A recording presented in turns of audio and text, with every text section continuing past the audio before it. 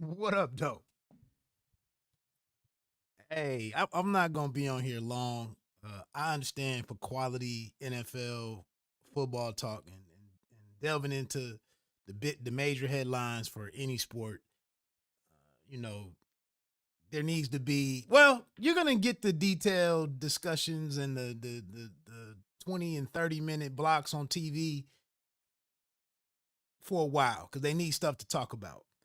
But just a couple of days into this thing, I'm flummoxed by how it seems for a lot of the studio guys, and maybe I'm only seeing the ESPN morning group, but I'm struggling to understand why Justin Fields, former Chicago quarterback, I can't honestly, I can't remember if he was number one overall, but he was a top pick. He was definitely their first round pick.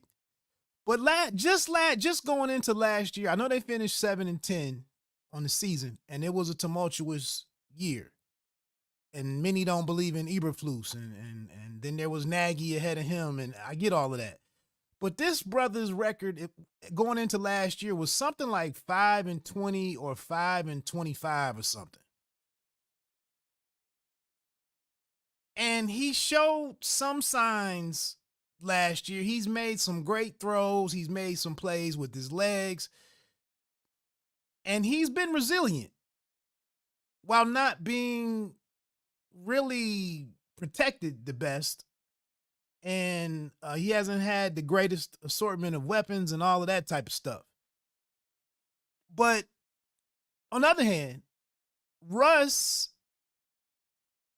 had comparable stats to Mahomes through much of last year. Maybe there was some separation at the end of the year. Obviously, Mahomes and them made it into the playoffs, went on to win a Super Bowl, and so on and so forth.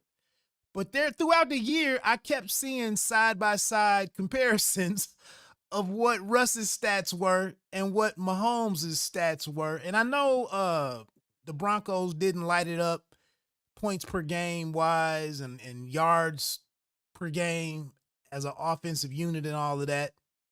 Some of that is to be blamed on Peyton and the weapons and the inconsistency in the weapons there.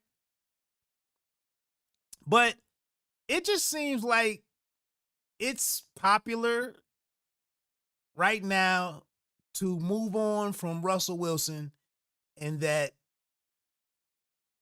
Justin Fields must be the guy. I also saw like in the last 2 to 3 years, Russ has been sacked, or maybe it was 2 years, but Russell's been sacked like 100 times. And then right behind as the leaders, and then right behind them, right behind Russell at like 99 sacks is Justin Fields. And there was another category where head and shoulders above everybody else in this negative quarterback category. It was 1 and 2, Russ and Justin Fields, like right behind him or tied with him. I can't remember what that one was. Maybe it was turnovers, fumbles, or something. I mean, obviously, Fields, you know, the Steelers would definitely want to be able to take advantage of an inexpensive year with Fields, and then get an idea of whether or not they can invest in him long term with an extension moving forward. I get all of that. He's 10 years younger or whatever, conceivably healthier. He should be more explosive with his legs and all of that. But it's like it still seems like there's a formula for the defense that the Steelers are going to have with the addition of Queen and then the other guys that were already there. But then you bring in Russell, stick with the ground and pound, and then him still being somewhat mobile, and then there being better offensive execution and scheming and all of that with Arthur coming in, former head coach of the is Arthur Smith, former head coach of the Falcons.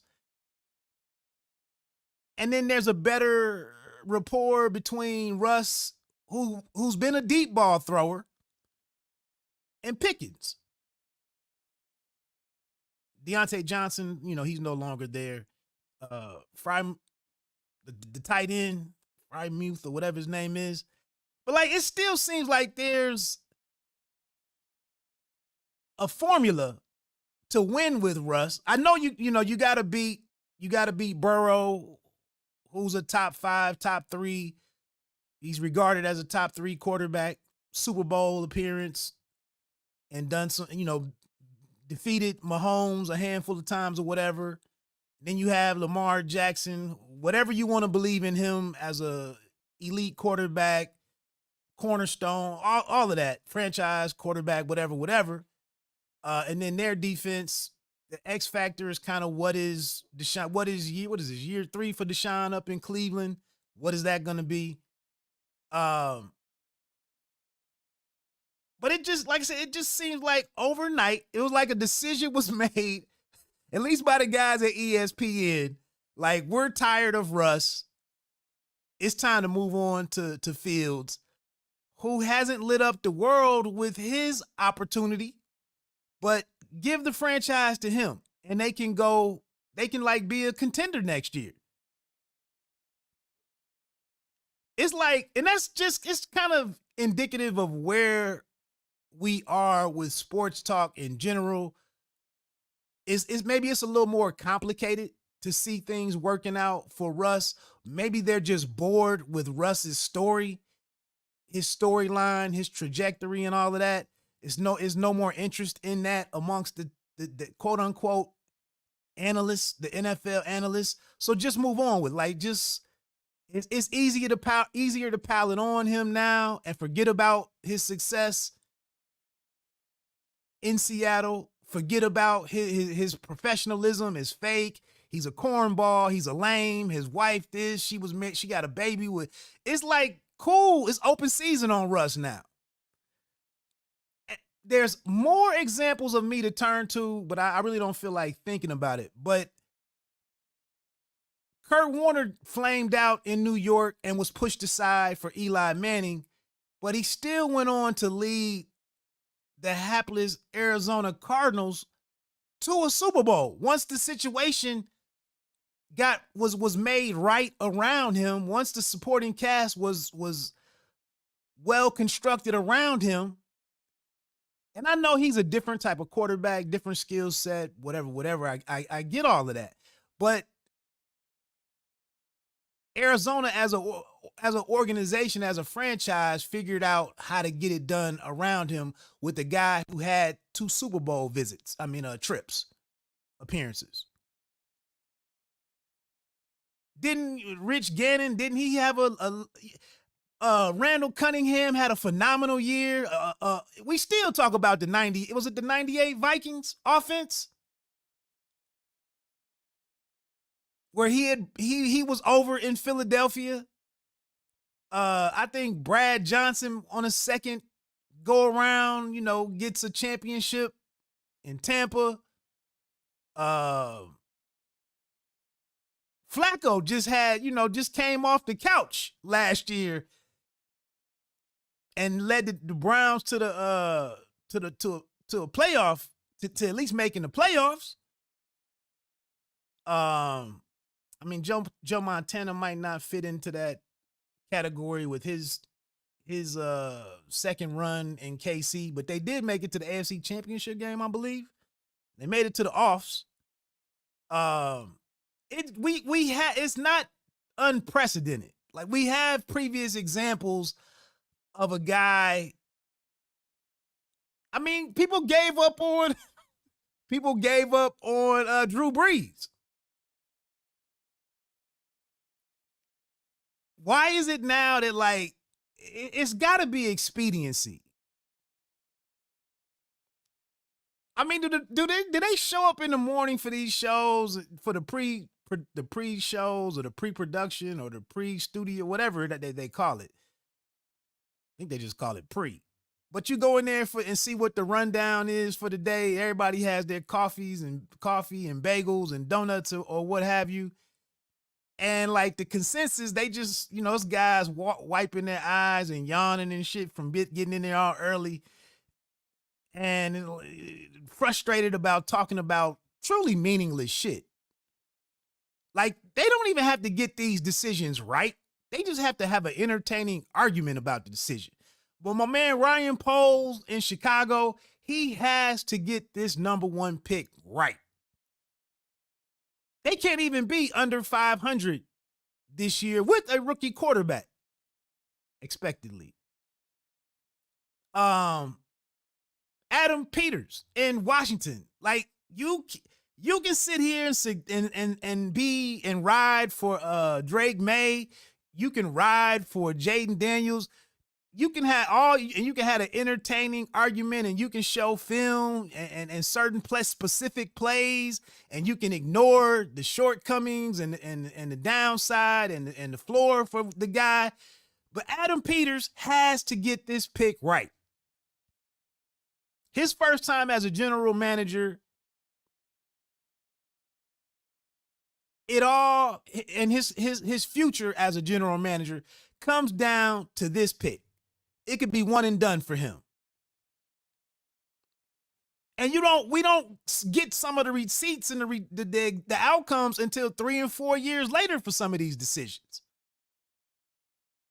But now today, Russ, there's no chance of him doing what Kurt Warner did. I mean, the man already out here on his off season, and now we got to pit these two guys together. On day one, the QB room has to be contentious, adversarial. These two guys can't work together. Justin Fields has to hide Russell's playbook from him or tell him, hey, they moved the meeting to another time or it's in room such and such. Like, they got to do some underhanded stuff it can't be any kind of collaboration here. Maybe it would just be a great year for Justin to just watch, to be relieved that he doesn't have to go out there and after the first 4 games of the season be 3-1 or 4-0 in a competitive ass division. He doesn't have to be 7-1 at these quarters of the season. He doesn't have to be, he doesn't have to win 3 out of 4 or go 4-0. He can just sit back, exhale, regroup from being mismanaged in Chicago. Come over here and really just mature in some different areas. But it's just like, F out of here for Russ. F out of here, bruh. Your wife this and she want attention and she don't wear no clothes and she got you here and you at the Met Gala and you had an office at one point. Like, all this other stuff, you threw that pass. They called the play. They didn't hand the ball off to. All this stuff is like against Russ now. And it's just cool to pile. It's just cool to pile it on Russ. Instead of the possibility that Mike Tomlin, Omar Khan, they can have a good draft. They got the two-headed running game. And the Steelers culture where they're in every game, except for that the opener against the 49ers last year. But, like, there's no formula to win with Russ. I just don't buy into that. Personally. Just don't buy into that. I'm not in favor of giving up on Justin Fields, neither. But, again, today or whatever it is, March 27th, I'm not F Russ. I'm not team F Russ. I'm just not.